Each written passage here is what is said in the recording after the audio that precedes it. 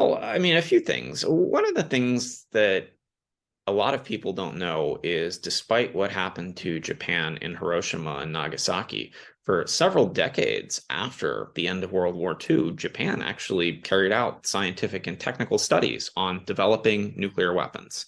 Right. So the fact that Japan has, first of all, carried out scientific and technical studies on developing nuclear weapons, has a very difficult security situation, China, North Korea.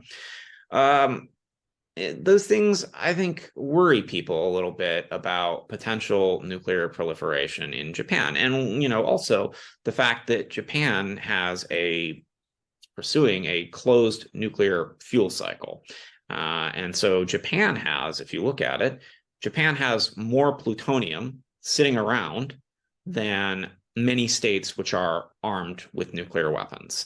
And so I think that that is very concerning to countries as far as the idea of Japan having a virtual nuclear arsenal, which could be weaponized.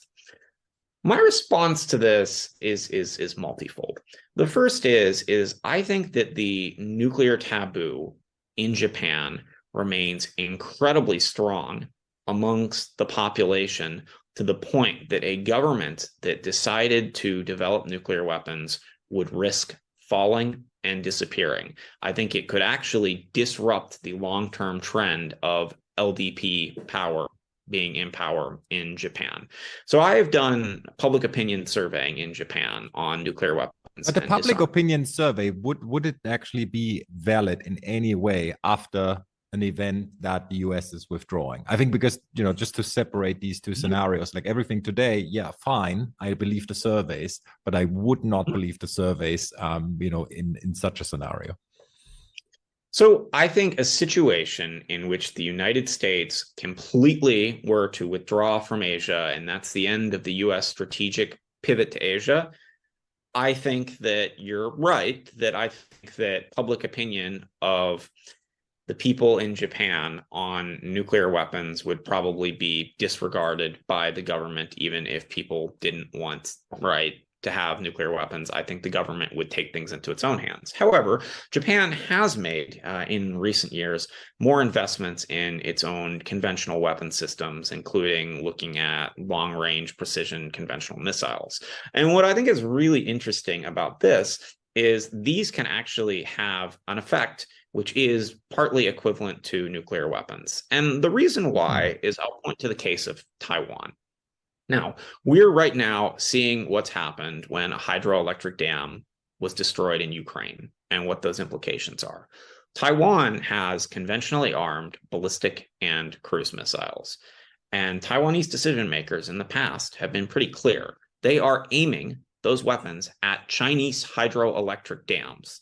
And that is that they don't need to use nuclear weapons necessarily because we're talking downstream, potentially tens of millions of people could be killed. Would Taiwan actually do that? I don't know, right? I think there's difficult to imagine Taiwan doing that for a number of reasons, cultural commonalities, public opinion, other things. But it points to the idea that you may not actually need nuclear weapons, right, to have that same sort of strategic effect. And I also don't believe, I do believe that in some cases it can be perceived as seeing a weakening of U.S. influence in Asia. But I think the recent Washington declaration with South Korea, where the United States and South Korea now gets greater U.S. security assurances, and South Korea is going to now have joint military planning on nuclear weapons with the United States and joint exercises. And so one of the things that I think is going to happen in the future is I think that the changing dynamics of the security situation in Asia are going to force the US to have to retool its alliances with Asian countries. And that is South Korea is heavily under the US umbrella. Not just under the U.S. nuclear umbrella, right, has 30 or 40,000 American soldiers on the ground to serve as a tripwire so that if they were killed by North Korea, that forces the hand of the U.S. president. But yet, we saw President Yoon back in January talking about the potential of South Korea indigenously developing nuclear weapons or wanting to have nuclear weapons on its territory. And public opinion polls in South Korea are the polar opposite of Japan.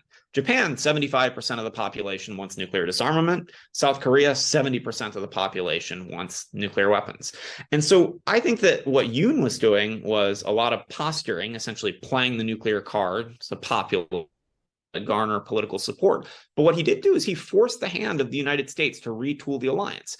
And that is that countries in Asia are finding themselves in this very strange situation where they're not clear if they're going to if things will result with China's expanding influence in a situation of abandonment by the United States or entrapment by the United States, where if they don't get to participate in joint military planning in the use of nuclear weapons, the United States may do something in Asia, purportedly in the name of defending its allies, that could drag them into a conflict, right? So you better believe, right, for example, that Japan is very interested in these dynamics that are going on in South Korea. Now South Korea gets to have the potential to be involved in joint nuclear planning and have a greater say over how the United States might use nuclear weapons to defend South Korea.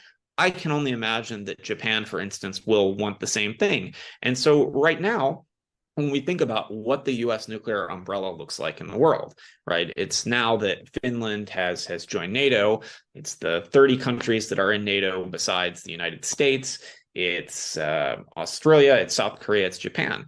I think that with China's expanding influence and the growth of the Chinese nuclear arsenal, which we now see growing exponentially more than had been anticipated, they're actually building out their nuclear arsenal as far as open sources quite a bit faster. I think there's going to be a greater interest in U.S. protection from countries in Southeast Asia as well, too, who will want to retool their relationships with the United States. And the question is what will Washington be able to give these countries? Will the countries be interested in what Washington has to offer? And how much essentially joint capabilities and planning will the United States be willing to facilitate?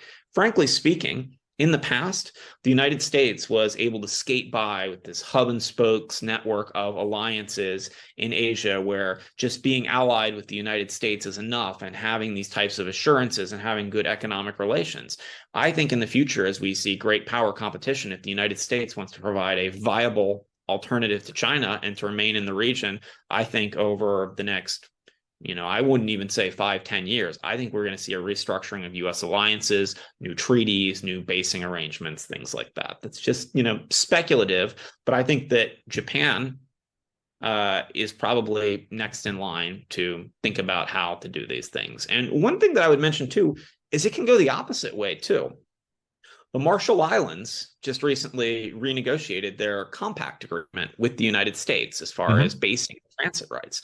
And the Marshall Islands was a country which was site of U.S. nuclear explosive tests during the Cold War.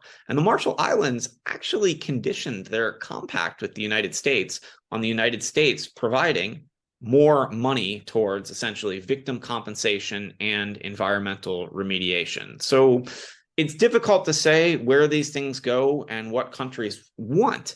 But I think that as we see great power competition between China and the United States, I think the United States doesn't have the free hand that it once had in its partnerships. And we're going to see it having to make a lot more concessions.